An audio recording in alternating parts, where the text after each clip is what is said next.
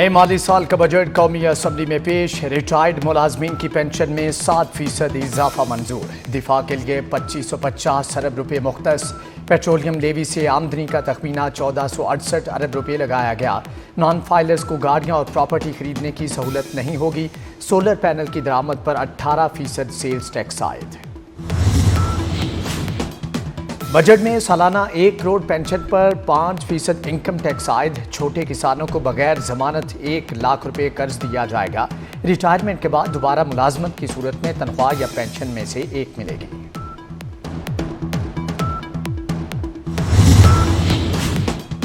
اور رواں مالی سال ترقی کی شرح 4.2% رہنے کا امکان۔ وفاقی وزیر خزانہ کہتے ہیں افراط زر کی شرح 7.4% رہنے کا امکان۔ ایف پی آر کے محصولات کا تخمینہ 14,131 ارب روپے ہے۔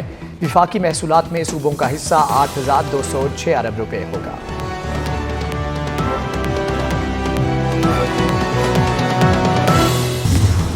عید کی چھٹیاں ختم ہونے کے بعد پاکستان سٹاک مارکیٹ میں کاروباری سرگرمیوں کا مثبت آغاز۔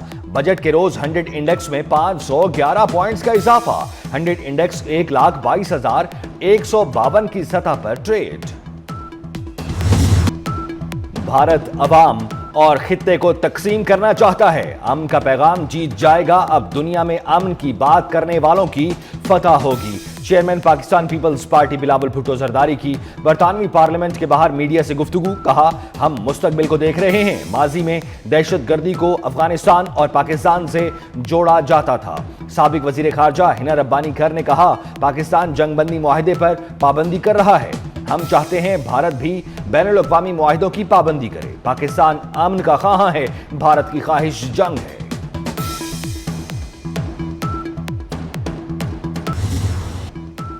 حجاج کرام کی وطن واپسی آج سے شروع ہوگی۔ پہلی پرواز رات 11:50 پر جدہ سے روانہ ہوگی۔ بدھ کی دوپہر 3 بجے اسلام آباد پہنچے گی۔ پہلی پرواز سے 307 حاجی وطن واپس پہنچیں گے۔ ملک کے بیشتر علاقوں میں سورج آگ برسانے لگا۔ گرمی کی شدید لہر برقرار۔ لاہور میں درجہ حرارت 47 ڈگری تک جانے کا امکان۔ اسلام آباد اور پشاور میں 44 ڈگری تک جانے کی توقع۔ کوئٹہ میں 36، کراچی میں 34 ڈگری سینٹی گریڈ رہنے کا امکان۔ پنجاب اور خیبر پختونخوا میں درجہ حرارت 5 سے 7 ڈگری سینٹی گریڈ زیادہ رہے گا۔ بالائی، وسطی سندھ اور بلوچستان میں پارہ 4 سے 6 ڈگری زیادہ رہ سکتا ہے۔ کراچی میں مدارس چوک کے قریب ڈکیتی کرتے ملزمان کو شہری نے گاڑی تلے رونت دیا۔ ملزمان فرار ہونے لگے تو کار سوار نے فائرنگ کر دی۔ ایک ملزم ہلاک، دوسرا زخمی۔ لیاقت آباد سی ایریا کے قریب گھر میں کرنٹ لگنے سے ایک شخص جاں بحق۔ موسیٰ کالونی سٹی کالج کے قریب اندھی گولی لگنے سے ایک شخص زخمی ہو گیا۔ بلدیہ ٹاؤن 24 مارکیٹ میں موبائل فون کی دکان میں لگی آگ پر قابو پا لیا گیا۔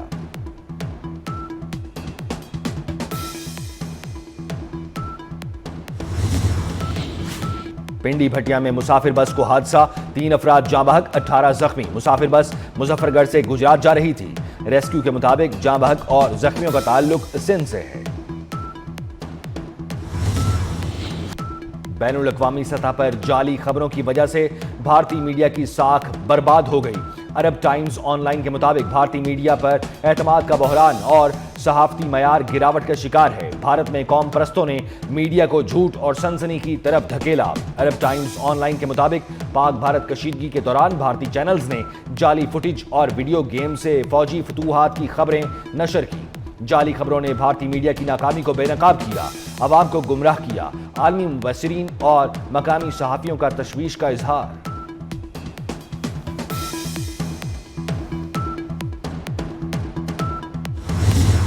دہشت گرد اسرائیل کو للکارنے کے لیے ایک اور قافلہ غزہ روانہ ہو گیا۔ فریڈم فلوٹیلا کے بعد تیونس کا امدادی قافلہ اسرائیلی ناکہ بندی توڑ کر غزہ روانہ ہوا۔ 9 بسوں کے قافلے کا غزہ جانے کا مقصد اسرائیلی ناکہ بندی توڑنے کا علامتی عمل ہے۔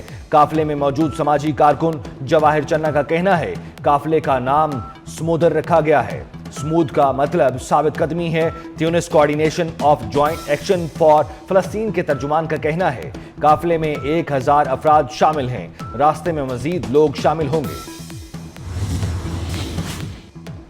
امریکی ریاست کیلیفورنیا میں غیر ملکی تارکین کا احتجاج شدت اختیار کر گیا۔ مشتعل مظاہرین نے درجنوں گاڑیاں جلا دی۔ کیلیفورنیا کے اٹارنی جنرل نے ٹرمپ انتظامیہ کے اقدامات کے خلاف ریاست کی جانب سے مقدمہ دائر کرنے کا فیصلہ کر لیا۔ مقدمہ امریکی صدر کی جانب سے نیشنل گارڈز کی لاس اینجلس میں غیر قانونی تعیناتی پر دائر کیا گیا۔ پاکستان ویمنز ٹیم کی سابق کپتان ثنا میر کو ہال آف فیم میں شامل کر لیا۔ International cricket council hall of fame میں شامل ہونے والی ثنا میر پاکستان کی پہلی خاتون کرکٹر ہیں۔ سابق کپتان آئی سی سی ہال آف فیم میں شامل ہونے والی دنیا کی 14ویں خاتون کرکٹر ہیں۔ ہال آف فیم فہرست میں میتھیو ہیڈن، ہاشم آملہ اور گریم سمتھ بھی شامل۔ انگلینڈ کی سارا ٹیلر بھی ہال آف فیم کا حصہ۔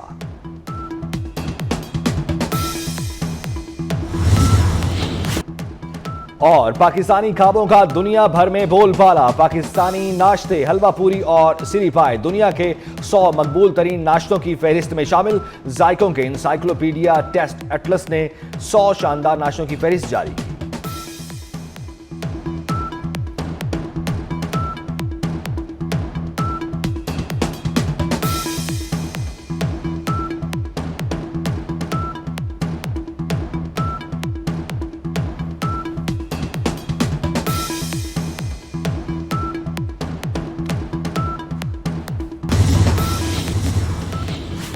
پنڈی بھٹیا میں مسافر بس کو حادثہ، 3 افراد جاں بحق، 18 زخمی۔ مسافر بس مظفر گڑھ سے گجرات جا رہی تھی۔ ریسکیو کے مطابق جاں بحق اور زخمیوں کا تعلق سندھ سے ہے۔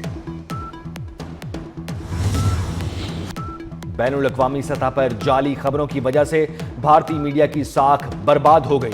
عرب ٹائمز آن لائن کے مطابق بھارتی میڈیا پر اعتماد کا بحران اور صحافتی معیار گراوٹ کا شکار ہے۔ بھارت میں قوم پرستوں نے میڈیا کو جھوٹ اور سنسنی کی طرف دھکیلا۔ عرب ٹائمز آن لائن کے مطابق پاک بھارت کشیدگی کے دوران بھارتی چینلز نے جعلی فوٹیج اور ویڈیو گیم سے فوجی فتوحات کی خبریں نشر کی۔ جعلی خبروں نے بھارتی میڈیا کی ناکامی کو بے نقاب کیا، عوام کو گمراہ کیا۔ عالمی مبصرین اور مقامی صحافیوں کا تشویش کا اظہار۔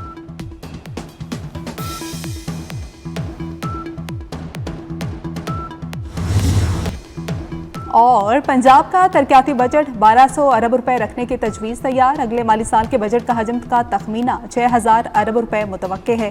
صحت کے لیے 160 اور تعلیم کے لیے 65 ارب رکھنے کی تجویز ہے۔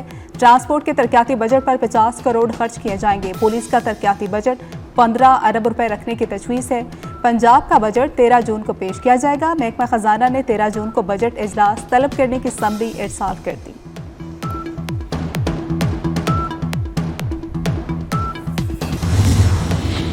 اور ایران اور امریکہ کے درمیان جوہری مذاکرات کا اگلا دور اتوار کو مسقط میں ہوگا۔ امریکی صدر ڈونلڈ ٹرمپ نے ایرانی مذاکرات کاروں کو سخت گیر قرار دے دیا۔ کہا ایران کو یورینیم افزودہ نہیں کرنے دیں گے۔